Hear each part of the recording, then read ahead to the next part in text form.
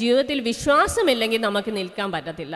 നമ്മളെ വിളിക്കുന്നത് തന്നെ വിശ്വാസി എന്നാണ്. എന്ന് പറഞ്ഞാൽ നമ്മൾ വിശ്വാസത്തിൽ ജീവിക്കുന്നവരായതുകൊണ്ടാണ് നമ്മളെ വിശ്വാസി എന്ന് വിളിക്കുന്നത്. അപ്പം നമ്മുടെ ജീവിതത്തിൽ നമുക്ക് പല തകർച്ചകളും നമ്മുടെ ജീവിതത്തിൽ കടന്നു വരും. അതിലൊന്നും പതറിപ്പോകാതെ കർത്താവിൽ ആശ്രയിച്ച് ഉറച്ചു നിൽക്കുന്നവരായി തീരണമെന്നാണ് കർത്താവ് ആഗ്രഹിക്കുന്നത്. അതുകൊണ്ട് തന്നെ ഇവിടെ പറയുന്നത് വിശ്വാസം എന്നതോ ആശിക്കുന്നതിൻ്റെ ഉറപ്പും കാണാത്ത കാര്യങ്ങളുടെ നിശ്ചയമാകുന്നു. കാണാത്ത കാര്യങ്ങൾ നമ്മൾ കണ്ടിട്ടില്ല, പലതും നമ്മൾ കണ്ടിട്ടില്ല, പലതും നമ്മൾ കേട്ടിട്ടില്ല. പക്ഷേ ദൈവം നമുക്ക് വേണ്ടി ഒരുക്കിയിരിക്കുന്ന വലുതാണ്, വലുത്. അത് നമ്മൾ പലപ്പോഴും കാണുന്നില്ല. പല വാഗ്ദത്തങ്ങളും നമ്മൾ കേട്ടിട്ടുണ്ട്. പക്ഷെ ആ വാഗ്ദത്തങ്ങളൊന്നും നമ്മൾ ചില സമയം നമ്മുടെ സാഹചര്യം നോക്കുമ്പോൾ ആ വാഗ്ദത്തങ്ങൾ പ്രാപിക്കാൻ തരത്തിലൊരു സിറ്റുവേഷൻ ആയിരിക്കത്തില്ല നമുക്ക്.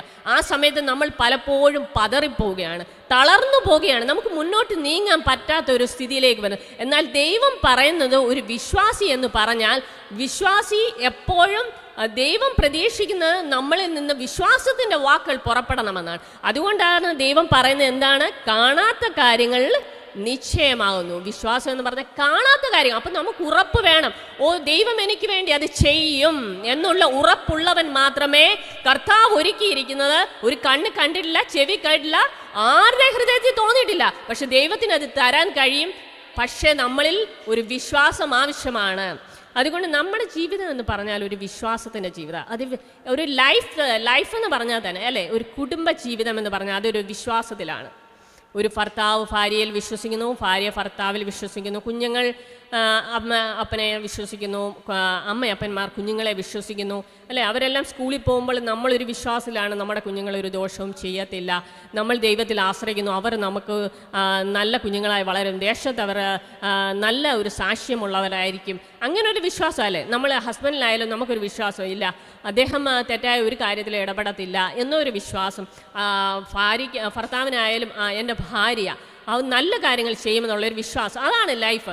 അപ്പം എല്ലാം സമൂഹത്തിലായാലും ഏതൊരു പ്രസ്ഥാനത്തിൽ നോക്കിയാലും വിശ്വാസമില്ലാതെ നമുക്ക് മുന്നോട്ട് ജീവിക്കാൻ പറ്റത്തില്ല. അതുകൊണ്ട് കർത്താവ് പറയുന്നത് നമ്മളൊരു വിശ്വാസിയായിരിക്കുമ്പോൾ നമ്മുടെ ഈ പ്രതിസന്ധികളൊന്നും കണ്ട് നമ്മൾ തളരാനുള്ളവരല്ല. ഹല്ലേലൂയ. അതുകൊണ്ട് ദൈവം ഇവിടെ പറയുന്നുണ്ട്. എബ്രായർ 11:6 വായിച്ചു നോക്കാം. എബ്രായർ 11:6. എന്നാൽ വിശ്വാസം കൂടാതെ ദൈവത്തെ പ്രസാദിപ്പാൻ കഴിയുന്നതല്ല. ദൈവത്തിൽ അടുക്കൽ വരുന്നവൻ ദൈവമുണ്ട് എന്നും തന്നെ അന്വേഷിക്കുന്നവർക്ക് പ്രതിഫലം കൊടുക്കുമെന്നും വിശ്വസിക്കേണ്ടതല്ലയോ. അപ്പം ദൈവത്തിൻ്റെ അടുത്ത് വരുന്നവരെന്ത് വിശ്വസിക്കണം? ദൈവം നമ്മൾ പ്രാർത്ഥിക്കുന്നതൊക്കെ തരുമെന്നൊരു വിശ്വാസം നമുക്ക്, ആ ഉറപ്പ് നമുക്ക് വേണം. ഉറപ്പില്ലാതെ നമ്മൾ പോയിരുന്ന് പ്രാർത്ഥിച്ചാൽ നമ്മളൊന്നും പ്രാപിക്കത്തില്ല. നമുക്ക് കർത്താവിൽ ഇപ്പം നമുക്കൊരു ഫ്രണ്ടുണ്ട്, അല്ലെങ്കിൽ നമുക്കൊരു റിലേറ്റീവ് ഉണ്ട്, അല്ലെങ്കിൽ നമ്മുടെ ഒരു ഹസ്ബൻഡ് ഉണ്ട്. നമ്മളെ വിശ്വസിച്ചില്ലെങ്കിൽ നമുക്കുണ്ടാകുന്ന വിഷമം എത്രത്തോളമാണ് അല്ലേ. അവരെന്നെ വിശ്വസിക്കുന്നില്ല എന്നുള്ളൊരു നമുക്കൊരു ഭയങ്കര വിഷമമായിരിക്കും അല്ലേ. നമ്മളെ അല്ലെങ്കിൽ ഒരു ഫ്രണ്ട്ഷിപ്പിൽ അല്ലേ അവരെന്നെ വിശ്വസിക്കുന്നില്ല എന്നുള്ളപ്പോൾ നമുക്ക് ഭയങ്കര വിഷമം. അതുപോലെ ദൈവത്തിനും ദൈവസന്നിധി നമ്മൾ ചെല്ലുമ്പോൾ നമ്മൾ പ്രാർത്ഥിക്കുന്ന ഒരു ജൽപ്പനം പോലെ ഇങ്ങനെ പ്രാർത്ഥിച്ച് സമയം കളയാനല്ല. നമ്മൾ പ്രാർത്ഥിക്കുന്ന എന്തോ അതിലുള്ള ഉറപ്പും വിശ്വാസവും നമുക്കുണ്ടായാൽ മാത്രമേ ദൈവത്തിന് അതിൽ പ്രവർത്തിക്കാൻ കഴിയത്തുള്ളൂ. അതിന് പല എക്സാമ്പിൾ ഈ ബൈബിൾ മുഴുവനും എന്താ വിശ്വാസത്തെക്കുറിച്ചാണ് പറയുന്നത്. ഓരോ അഭിഷക്തന്മാരുടെ വിശ്വാസം, അവരുടെ പ്രശ്നങ്ങളില്ല, അവരുടെ വിശ്വാസത്തിൽ ഉറച്ചു നിൽക്കുന്ന നമുക്ക് ഇതെല്ലാം നമ്മളെ എന്തുവാ ബലപ്പെടുത്തുന്ന കാര്യങ്ങളാണ്. അതുകൊണ്ട് നമുക്ക് നോക്കാം. മത്തായി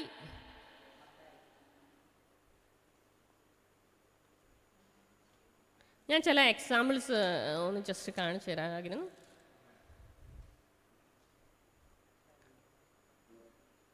മത്തായി 17:20. മത്തായി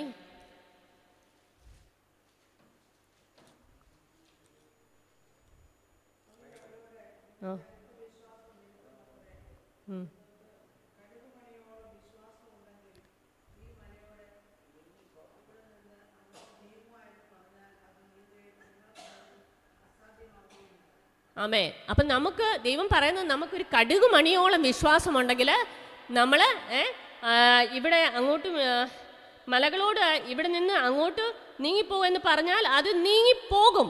എന്നാണ് പറയുന്നത്. അപ്പം നമുക്ക് കടുക് മണി എന്ന് പറഞ്ഞാൽ കടുക് ഏറ്റവും ചെറുതാണ് അല്ലേ. അത്രയെങ്കിലും വിശ്വാസമുണ്ട്. നമ്മൾ ആ പ്രശ്നം കണ്ട് നമ്മൾ തളരാതെ നമ്മൾ ആത്മാവിൽ ബലപ്പെട്ട് വിശ്വാസത്തോട് യേശുവിൻ്റെ നാമത്തിൽ അത് മാറിപ്പോകട്ടെന്ന് പറഞ്ഞാൽ അത് മാറിപ്പോകുന്നതിനാണ് ദൈവം പറയുന്നത്. ദൈവത്തിൻ്റെ വചനത്തിന് ഒരു മാറ്റവും ഇല്ല അല്ലേ. അത് ഉവ്വെന്നും ഇല്ല ഇല്ല എന്ന് പറഞ്ഞാൽ അത് ഇല്ല എന്ന് തന്നെയാണ്, അതിനൊരു ചേഞ്ചും ഇല്ല. അതുകൊണ്ട് നമ്മുടെ ജീവിതത്തിൽ എപ്പോഴും ഉണ്ടല്ലോ വിശ്വാസത്തിൽ ഉറക്കണം. അതിന് പല എക്സാമ്പിൾ മത്തായി 8:5 പറയുന്നുണ്ട്. ശതാധിപനെ കുറിച്ച് പറയുന്നുണ്ട് അല്ലേ. ശതാധിപനെ കുറിച്ച് പറയുമ്പം യേശുവിൻ്റെ അടുത്ത് വരികയാണ്, ഒരു ശതാധിപൻ വരികയാണ്. യേശുവിൻ്റെ അടുത്ത് ശതാധിപൻ വന്നിട്ട് പറയാണ്, എൻ്റെ ബാല്യക്കാരൻ ഇതാ പക്ഷപാതം പിടിച്ച് കിടക്കുകയാണ്. അപ്പം യേശു പറയുന്നു, ഞാൻ വന്ന് നിന്നെ സൗഖ്യമാക്കും. അപ്പം ശതാധിപൻ പറയുന്നുണ്ട്, എൻ്റെ പുരയ്ക്കകത്ത് വരാൻ ഞാൻ യോഗ്യനല്ല, അങ്ങ് ഒരു വാക്ക് പറഞ്ഞാൽ മതി, ഇപ്പോൾ സൗഖ്യമാകും. ഒരു വാക്ക്, ഒറ്റ വാക്കാണ്. അപ്പം ഓരോരുത്തരുടെയും വിശ്വാസത്തിന്റെ നിലവാരത്തിന് വ്യത്യാസമുണ്ട്, ഓരോരുത്തരുടെയും വിശ്വാസത്തിന്. അപ്പം ഒരു വാക്ക് പറഞ്ഞ, അപ്പം യേശു പോലും അതിശയിച്ചു പോവാണ്. യേശു പോലും അവിടെ അതിശയിച്ച് തിരിഞ്ഞു പറഞ്ഞു, ഇസ്രായേലിൽ ഇത്ര വലിയ വിശ്വാസമുണ്ട്. അപ്പം വലിയ വിശ്വാസം, അങ്ങനെ ആ വ്യക്തി സൗഖ്യമാകണം. അപ്പം വലിയ വിശ്വാസം, ചിലരിൽ വലിയ വിശ്വാസമുണ്ട്. പിന്നെ നമുക്ക് കാണാൻ പറ്റും അല്പവിശ്വാസി. നമുക്ക് പത്രോസിനെ കുറിച്ച് നോക്കുമ്പോൾ നമുക്ക് കാണാൻ പറ്റുന്നത്, പത്രോസ് യേശു വെള്ളത്തിന് മീതയിലൂടെ നടന്നു വരികയാണ്. അപ്പം നടന്നു വരുന്ന സമയത്ത് എന്ത് ചെയ്യും,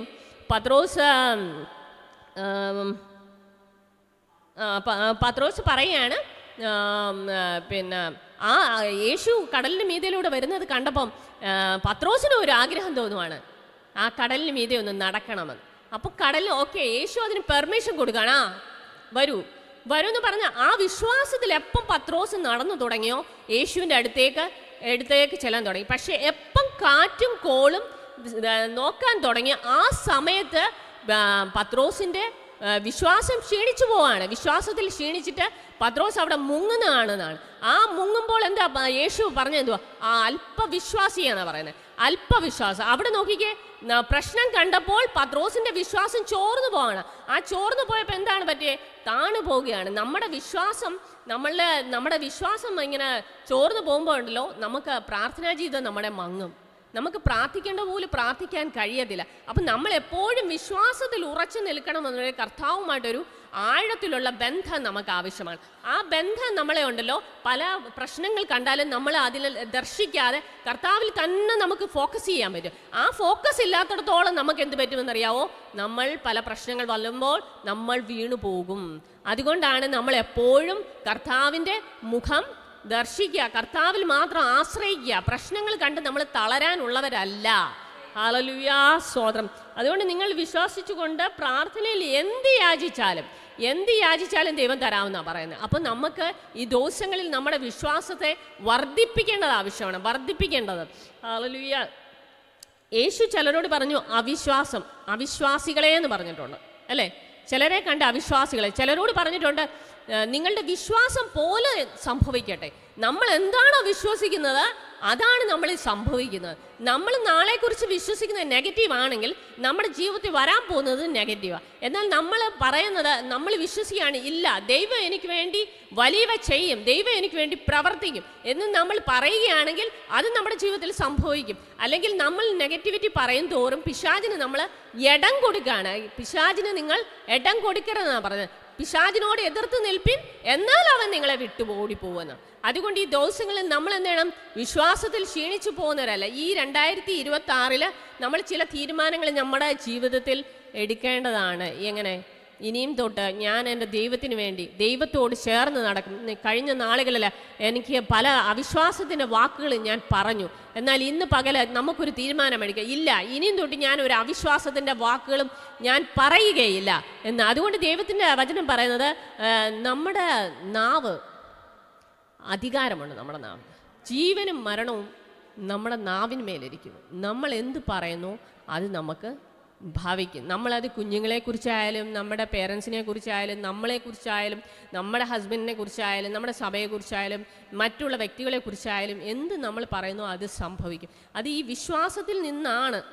അപ്പം നമ്മളെ അകത്തോട്ട് പോകുന്ന ഒന്നും മലിനമാക്കുന്നില്ല, നമ്മളിൽ നിന്ന് പുറത്തേക്ക് വരുന്നതാണ് നമ്മളെ മലിനമാക്കുന്നത്. അപ്പം അതുകൊണ്ട് നമ്മൾ എന്ത് ചെയ്യണം, എപ്പോഴും നല്ല വാക്കുകൾ, അത് നല്ല വാക്കുകൾ തേൻകട്ടേക്കാൾ മധുരമുള്ളതാണ് അല്ലേ? അപ്പം നമ്മളുടെ വായിൽ നിന്ന് പുറപ്പെടുന്നത് ഒരു നല്ല വാക്കുകൾ, അത് മറ്റുള്ളവരോട് ബലപ്പെടുത്തുന്നതായിരിക്കണം, ധൈര്യപ്പെടുത്തുന്നതായിരിക്കും. ഒരു നെഗറ്റിവിറ്റി പറയാതിരിക്കാൻ മാക്സിമം നമ്മൾ ശ്രമിക്കണം. നമ്മുടെ ജീവിതത്തിൽ നമ്മൾ തന്നെ എന്തിനാണ് നമ്മളൊരു ഒരു റോങ് ഡിസിഷൻ കൊണ്ടുവരുന്നത്, അല്ലെങ്കിൽ ഒരു പ്രശ്നം കൊണ്ടുവരുന്നത്? അതുകൊണ്ട് ഇന്ന് പകരം ഓരോരുത്തരും പറയാനുള്ളത്, നിങ്ങൾ വിശ്വസിക്കുമ്പോൾ വിശ്വാസത്തിൻ്റെ വാക്കുകൾ മാത്രം പറയാം. അതുപോലെ നമുക്ക് അബ്രഹാമിനെ നോക്കുകയാണെങ്കിൽ, അബ്രഹാം വിശ്വാസത്തിൻ്റെ പിതാവാണ് അല്ലേ? അബ്രഹാമിനെ നോക്കുമ്പോൾ അബ്രഹാമിന് ദൈവം വാഗ്ദത്തം കൊടുത്ത അനുസരിച്ച് അബ്രഹാം ദൈവത്തിലേക്ക് കടന്നു വരിക, ദൈവം പറയുന്ന അനുസരിച്ച് വാഗ്ദത്ത ദേശത്തേക്ക് പോവുകയാണ്. അതിൻ്റെ മധ്യത്തിൽ അബ്രഹാമിന് മക്കളില്ലാതെ വളരെ ഭാരപ്പെടുന്നുണ്ട്. ആ സമയത്ത് പ്രായമെല്ലാം കഴിഞ്ഞു, ഇനി ഒരു മക്കൾ ഉണ്ടാവേണ്ട പ്രായങ്ങളെല്ലാം കഴിഞ്ഞു. അപ്പോഴും ദൈവം പറയുന്നുണ്ട് വാഗ്ദത്ത സന്തതിയെ കൊടുക്കുമെന്ന്. ആ വാഗ്ദത്ത സന്തതിയെ കൊടുക്കുമെന്ന് പറഞ്ഞപ്പോഴും അബ്രഹാം ആശയോട് കാത്തിരിക്കുകയാണ്. ആശയ്ക്ക് വിരോധമായി അല്ലേ? 3 ദൈവവും ദൂതന്മാരും വന്ന് 3 പേര് വന്ന് സൽക്കരിച്ചു. ആ സമയത്ത് നമുക്ക് സാറയെ നോക്കാമെങ്കിൽ മറഞ്ഞിരുന്ന് സാറ ദൈവത്തിൻ്റെ വാഗ്ദത്തം കേട്ടപ്പോൾ ചിരിച്ചു. എന്നാൽ അബ്രഹാം വിശ്വസിച്ചു. പക്ഷെ സാറ കുറേ നാൾ വിശ്വസിച്ചെങ്കിൽ പിന്നെ ഇടയ്ക്ക് നമുക്കറിയാം ഹാഗാറിനെ വൈഫായിട്ട് കൊടുക്കുന്നത്. അപ്പോൾ ആ വിശ്വാസത്തിൻ്റെ ഒരു ചെറിയ വിള്ളൽ വന്നത് കാരണമാണ് നമ്മൾ റോങ് ഡിസിഷൻ എടുക്കുന്നത്. അപ്പം നമ്മളിൽ ഒരു ഉറച്ച വിശ്വാസം ഉണ്ടെങ്കിൽ നമ്മൾ എന്ത് ചെയ്യും? ഒരിക്കലും നമ്മൾ റോങ് ആയിട്ടുള്ള ഡിസിഷൻ എടുക്കത്തില്ല. നമ്മൾ ഏതൊരു കാര്യത്തിന് നമ്മൾ പോയാലും നമ്മളൊരു സറണ്ടറിങ് വേണം. ദൈവത്തിൻ്റെ സന്നിധിയിൽ നമ്മൾ സറണ്ടർ ചെയ്യണം. ദൈവമേ, എൻ്റെ വഴിയല്ല, നിൻ്റെ വഴി എനിക്ക് കാണിച്ചു തരണം. അപ്പം ദൈവം നമ്മൾ നേരുള്ള പാതയെ നമ്മൾ നടത്തുന്ന. അപ്പം നീതിമാൻ വിശ്വാസത്താൽ ജീവിക്കുന്നതാണ്. അപ്പം നീതിമാൻ വിശ്വാസത്തിൽ ജീവിക്കുമ്പം എന്തു ചെയ്യും? നമ്മുടെ മുൻപിൽ വരുന്ന എല്ലാത്തിനെയും ദൈവം ബ്രേക്ക് ചെയ്യും. ഹല്ലേലൂയ. അപ്പം അതുപോലെ തന്നെ അബ്രഹാം വീണ്ടും പരീക്ഷയിൽ അകപ്പെടുകയാണ് അല്ലേ? പിന്നത്തേതിൽ അബ്രഹാമിന് മകനെ കിട്ടുന്നതായിട്ട് നമുക്ക് കാണുന്നത്. എന്നാൽ അബ്രഹാമിനോട് വീണ്ടും ദൈവം പിന്നെയും ഒരു ടെസ്റ്റിങ് നടത്തുകയാണ് അല്ലേ? ടെസ്റ്റിങ് എന്താ? ഇസഹാക്കിനെ ബലി കൊടുക്കാൻ അല്ലേ, യാഗമർപ്പിക്കാൻ പറയുകയാണ്. ആ സമയത്തും അബ്രഹാം സാറയോട് ഒരു വാക്കുപോലും പറയുന്നതായിട്ട് നമുക്ക് കാണുന്നില്ല. എന്നാൽ ദൈവം പറഞ്ഞ് എന്താണോ അത് ചെയ്യുവാൻ അബ്രഹാം തയ്യാറായി കഴിഞ്ഞപ്പോൾ അബ്രഹാം അവിടെ യാഗത്തിന് കൊണ്ടുപോയി കത്തി എടുത്ത സമയത്താണ് ദൈവം ഓൺ ദ സ്പോട്ടിൽ പറയാം, ബാലനെ ഒന്നും ചെയ്യാൻ പാടില്ല. എന്നിട്ട് അതുപോലെ തന്നെ ഒരു ആടിനെ അവിടെ കരുതി വെച്ചിരിക്കുകയാണ്. അതുപോലെ കരുതുന്ന ഒരു ദൈവമാണ് അല്ലേ? നമുക്ക് വേണ്ടി കരുതുന്ന ദൈവമാണ്. നമ്മളോട് ദൈവം ഒരു വാഗ്ദത്തം പറഞ്ഞിട്ടുണ്ടെങ്കിൽ അത് നമുക്ക് വേണ്ടി കരുതി വെച്ചിട്ടുണ്ട്. നമ്മൾ അതിനു വേണ്ടി വെയിറ്റ് ചെയ്യേണ്ടതാണ്. ഹല്ലേലൂയ. അതുപോലെ നോഹയെ നോക്കാമെങ്കിൽ നോഹയോട് ദൈവം പറഞ്ഞു, അതാ വിശ്വാസവീരന്മാരുടെ കുറേ പട്ടിക. അപ്പം നോഹയോട് പറയുകയാണ്, ഒരു പെട്ടകം പണിയണം. നോക്കുമ്പോൾ കാറ്റില്ല, കോളില്ല, മഴയില്ല, ഒന്നുമില്ല.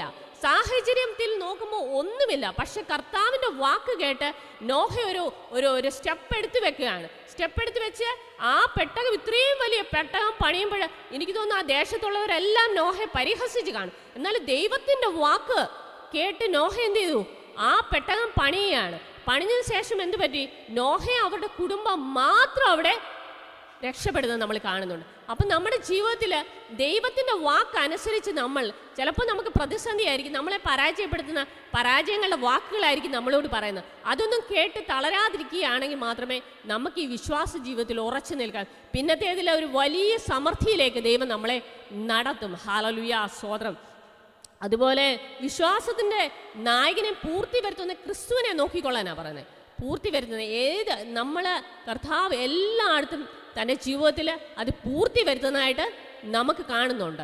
അതുകൊണ്ട് ഈ പകല് നമുക്ക് അല്പത്തിൽ വിശ്വസനെ അധികത്തിൽ വിചാരകനാക്കുന്ന, അല്പത്തിൽ നമ്മൾ ചെറിയ കാര്യങ്ങൾ പോലും ദൈവത്തോട് വിശ്വസ കാണിക്കുകയാണെങ്കിൽ ദൈവം നമ്മളെ അധികത്തിൽ വിചാരകനാക്കി തരും. നമ്മളിൽ 2 സൗണ്ടുകൾ നമുക്ക് കേൾക്കാൻ പറ്റും. ഒന്ന് ദൈവിക ശബ്ദവും ഒന്ന് പൈശാചിക ശബ്ദവും. 2 സ്വരങ്ങളും നമുക്ക് കേൾക്കാൻ പറ്റും. എന്നാൽ നമ്മളെപ്പോഴും ഒരു പരാജയം വരുമ്പോൾ പിശാച് എപ്പം നമ്മുടെ നെഗറ്റിവിറ്റീസും നമ്മുടെ കുറവുകളും നമ്മളെ എപ്പോഴും ഇങ്ങനെ പറഞ്ഞ് നമ്മുടെ മനസ്സിനെ നെഗറ്റിവിറ്റിയിൽ അടിച്ച് നമ്മളങ്ങ് അപ്സെറ്റായി ഇരിക്കാൻ തരത്തിലുള്ള കാര്യങ്ങളാണ് ചെയ്യുന്നത്. എന്നാൽ ദൈവം അങ്ങനെ ഒരിക്കലും ചെയ്യുന്നില്ല. ദൈവം എപ്പോഴും നമ്മൾ നെഗറ്റീവ് സാഹചര്യത്തിലും ദൈവം നമുക്ക് വിശ്വാസത്തിൻ്റെ വാക്കുകളാണ് നമ്മളോട് സംസാരിച്ചോണ്ട്. പക്ഷെ കൂടുതലും ആളുകൾ എന്തെന്നറിയാം, ഈ വിശ്വാസത്തിൻ്റെ വാക്കുകൾ ശ്രദ്ധിക്കുന്നതിനേക്കാളിലും കൂടുതൽ നെഗറ്റിവിറ്റീസ് ആയിരിക്കും ശ്രദ്ധിക്കുന്നത്. ആ നെഗറ്റിവിറ്റി ആയിരിക്കും അവരുടെ മനസ്സിൽ നിറഞ്ഞിരിക്കുക. അത് കാരണം എന്ത് ചെയ്യുമെന്നറിയാം, അവർ ആ ദൈവം ഒരുക്കിയിരിക്കുന്ന പല വാഗ്ദത്തങ്ങളിലേക്കും കടക്കാതെ പോവുകയാണ്. ഇന്ന് പകൽ നമ്മൾ അതിനെ വളരെ തിരിച്ചറിഞ്ഞ് നമ്മൾ മുന്നോട്ട് നീങ്ങിയാൽ മാത്രമേ നമുക്ക് ഈ വിശ്വാസപാതയിൽ ഉറച്ചു നിൽക്കാൻ പറ്റത്തുള്ളൂ. അതുപോലെ യേശുവിൻ്റെ പിൻപറ്റി പല അത്ഭുതങ്ങൾ കാണാൻ പോയ അനേകരുണ്ട് അല്ലേ. അനേകർ സദൂക്യരും അവരെല്ലാവരും എന്താ യേശുവിനെതിരായിട്ടാണ് സംസാരിച്ചത്. യേശുവിൻ്റെ ദേശത്ത് പോലും ചെന്നപ്പം അല്ലേ ജനങ്ങൾ എന്ത് പറഞ്ഞു, ഇവൻ തച്ചൻ്റെ മകനാണ് അല്ലേ, ഇത് ആ മറിയയുടെ മകനല്ലേ, അങ്ങനെ പറഞ്ഞ് യേശുവിനെ ഡീഗ്രേഡ് ചെയ്തു. അതുകൊണ്ട് തന്നെ എന്ത് ചെയ്തു, യേശുവിന് അവിടെ ഒരിക്കലും അത്ഭുതങ്ങൾ പ്രവർത്തിക്കാൻ കഴിഞ്ഞില്ല. എന്ന് പറഞ്ഞ പോലെ നമ്മൾ അവിശ്വാസ നിമിത്തം ദൈവത്തിന് നമ്മളിൽ പ്രവർത്തിക്കാൻ കഴിയുന്നത്. ഈ ദോഷങ്ങളിൽ നമുക്ക് ഏറ്റവും കൂടുതൽ വേണ്ടത് നമ്മുടെ വിശ്വാസത്തിന് വർദ്ധിപ്പിക്കുന്ന തരത്തിൽ നമ്മൾ തന്നെ കൺഫസ് ചെയ്യുക. ഞാൻ കഴിഞ്ഞ ദിവസം പറഞ്ഞായിരുന്നു, ഇന്നർ മാനെ നമ്മൾ ശക്തിപ്പെടുത്തുന്നു. നമ്മുടെ അകത്തെ മനുഷ്യൻ ശക്തിപ്പെട്ട് കഴിഞ്ഞാൽ മാത്രമേ നമുക്ക് ഈ വിശ്വാസത്തിൽ ഉറച്ചു നിൽക്കാൻ കഴിയൂ. അകത്തെ മനുഷ്യനെ ശക്തിപ്പെടുത്തണമെന്നുണ്ടെങ്കിൽ നമ്മൾ എന്ത് ചെയ്യണം? എപ്പോഴും വചനം വായിക്കുക, പ്രാർത്ഥിക്കുക, ദൈവമായിട്ട് കൂടുതൽ അടുക്കുക. അപ്പോഴെന്ത് നമ്മുടെ ഇന്നർ മാനുണ്ട്, ആത്മാവിൽ ആരാധിക്കുക. ഇതെല്ലാം എന്ത് ചെയ്യുക, നമ്മുടെ ഇന്നർ മാന് അകത്തെ മനുഷ്യന് നമ്മൾ ശക്തി പകർന്നുകൊണ്ടിരിക്കുക. ആ ശക്തി പകർന്നു കഴിയുമ്പോഴല്ലോ ഈ ജഡവും ആത്മാവും തമ്മിലൊരു അറ്റാക്കുണ്ട്. ആ അറ്റാക്കിൽ നിന്ന് നമുക്ക് പുറത്ത് വരണമെന്നുണ്ടെങ്കിൽ ഉണ്ടല്ലോ, നമ്മൾ എപ്പോഴും നമ്മുടെ ആത്മാവിനെ ശക്തിപ്പെടുത്തിക്കൊണ്ടിരിക്കണം. അല്ലാത്ത പക്ഷം നമ്മൾ പലയിടത്തും വന്ന് ക്ഷീണിച്ചു പോകും. അപ്പോൾ ക്ഷീണിച്ചു പോയി കഴിഞ്ഞാലുണ്ടല്ലോ നമുക്ക് പിന്നെ പുറത്തോട്ട് വരാൻ ഭയങ്കര പാടാണ്. പിന്നെ വിശ്വാസത്തിൽ നമുക്ക് ഇങ്ങനെ വിശ്വാസി എന്ന് പറഞ്ഞു പോകാനേ പറ്റത്തുള്ളൂ. നമ്മളിൽ ഒരു അത്ഭുതം നമുക്ക് കാണാൻ കഴിയും. അതുകൊണ്ട് നമ്മൾ എന്ത് ചെയ്യണം? ഈ ദിവസങ്ങളിൽ നമ്മുടെ അകത്തെ മനുഷ്യനെ നമ്മൾ ശക്തിപ്പെടുത്തണം.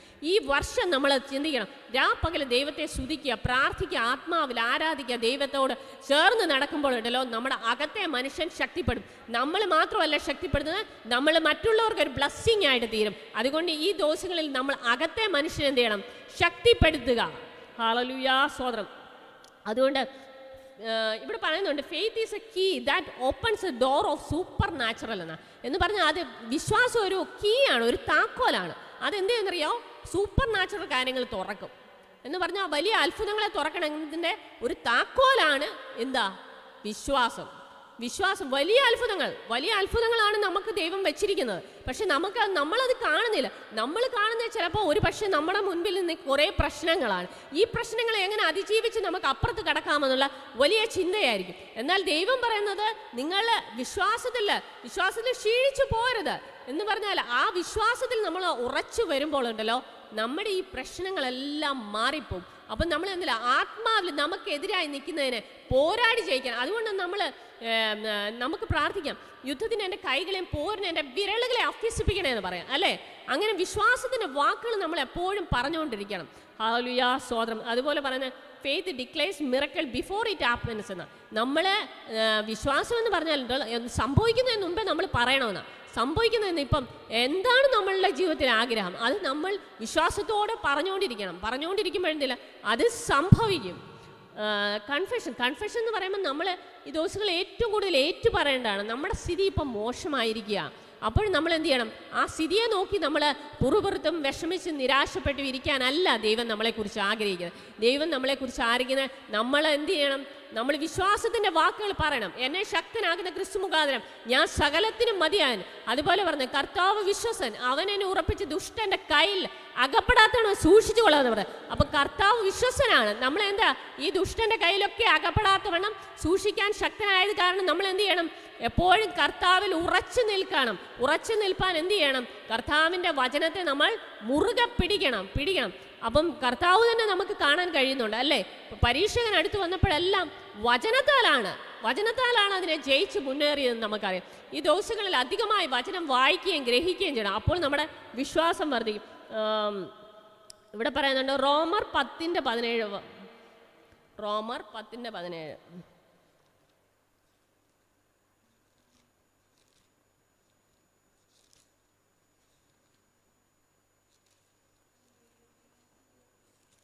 റോമർ 10:17.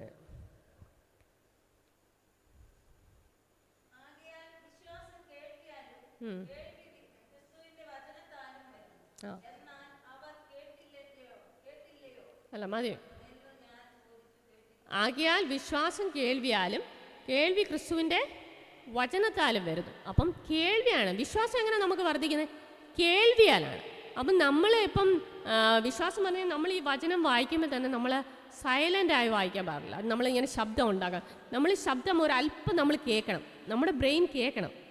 നമ്മൾ ആ പറയുന്നത് നമ്മൾ കേട്ടുകൊണ്ടിരിക്കുമ്പോൾ തന്നെ കേൾവിയല്ല. അപ്പം നമ്മൾ മൗനമായിരുന്ന് പിന്നെ നമ്മൾ വചനം വായിച്ചു കഴിഞ്ഞാൽ അല്ല അതത്രയും അത് ആക്ട് ചെയ്തില്ല. പക്ഷെ നമ്മളത് വായിക്കുമ്പോൾ ഉറക്കെ വായിക്കുമ്പോൾ നമ്മൾ അത് കേൾക്കുകയും നമ്മളുടെ വിശ്വാസം കൂടുതൽ കൂടുതൽ വർദ്ധിക്കുകയും ചെയ്യും. അപ്പോൾ ഈ ദിവസങ്ങളിൽ എന്ത് ചെയ്യണം? നമ്മൾ കൂടുതൽ വചനം വായിക്കുകയും അതിൽ ഉറക്കുകയും ചെയ്യണം. വചനം വായിക്കുമ്പോഴെന്ത് സംഭവിക്കും? നമ്മളിൽ വ്യത്യാസങ്ങൾ വന്നു തുടങ്ങും. നമ്മുടെ ഈ ആത്മാവ് ബലപ്പെടാൻ തുടങ്ങും. ആത്മാവ് ബലപ്പെട്ടാൽ മാത്രമേ ഞാൻ പറഞ്ഞ പോലെ നമുക്ക് ഉറച്ചു നിൽക്കാൻ പറ്റത്തുള്ളൂ.